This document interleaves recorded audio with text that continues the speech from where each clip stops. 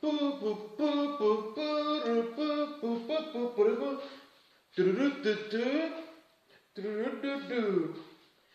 did I call? Ghostbusters!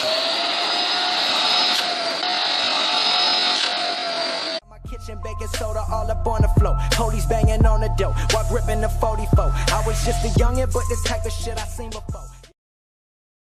Les amis, aujourd'hui petite présentation de jouets Ghostbusters. Je suis vachement excité parce que j'adore et j'espère que vous aviez aimé à l'époque. Une petite sélection parce que j'en ai une pléiade aussi et oui, j'ai bien dit pléiade. Et en plus là je viens d'en commander un sur internet et on va le unboxer ensemble. J'espère que ça va vous plaire. Abonnez-vous si ce n'est pas encore fait. Peace. Pour commencer, je vous présente, c'était des petits jouets comme ça. Je ne sais pas si vous vous en rappelez, mais c'était juste énorme. Un peu trash en plus à l'époque, mais bon, ça ne nous choquait pas. Regardez, voilà, c'est juste un petit facteur. Et là, voilà, il se transforme. C'est excellent. Moi, je trouvais ça, c'était juste énorme. Et là, une petite dame, voilà, qui va faire ses courses tranquillement. Mais il faut jamais se fier aux apparences. Et il y avait même un œil caché sur son front. C'était juste ouf. Et c'était la marque Kenner qui faisait ça à l'époque et c'était les seuls. Et voilà, c'est des jouets des années fin 80, début 90. Les amis, je viens de recevoir le démon des routes. Enfin, à l'époque, je pensais que c'était le démon des routes, mais j'avais reçu. En fait, je vous explique un peu. Kenner, c'est la marque qui distribuait donc The Real Ghostbusters. C'était tous les jouets, les produits dérivés de l'époque.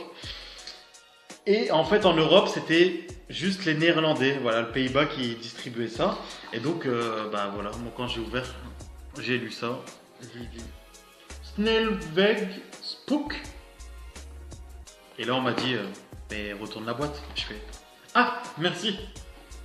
Le démon des routes, c'est mieux.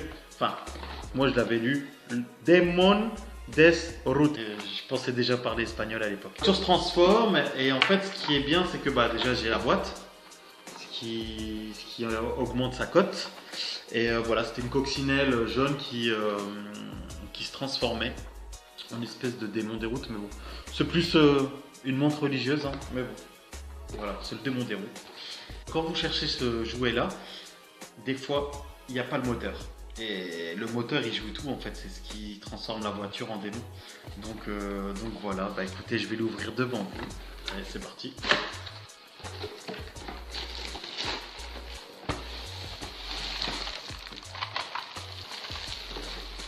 Et là, non, j'arrête. Donc voilà, ça se présente comme ça. Alors après, il y avait le petit moteur. Ah ouais, c'est ça. Le petit moteur. Qui est super sympa, j'aime bien. C'est le petit truc en plus. Vous voyez, hop, je le présente. Voilà, il était dans le moteur. Et là, je vais vous faire une petite démonstration de transformation. Let's go, c'est parti. Cette voiture se présentait comme ça. Et il y avait juste à appuyer là.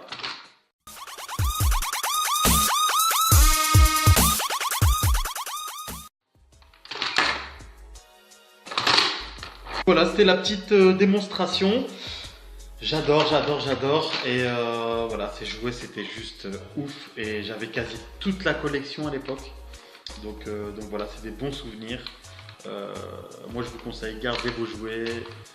Gardez tout ce qui est collector ou ce qui va devenir collector dans 10, 15, 20 ans. Et donc voilà, prenez soin de vous.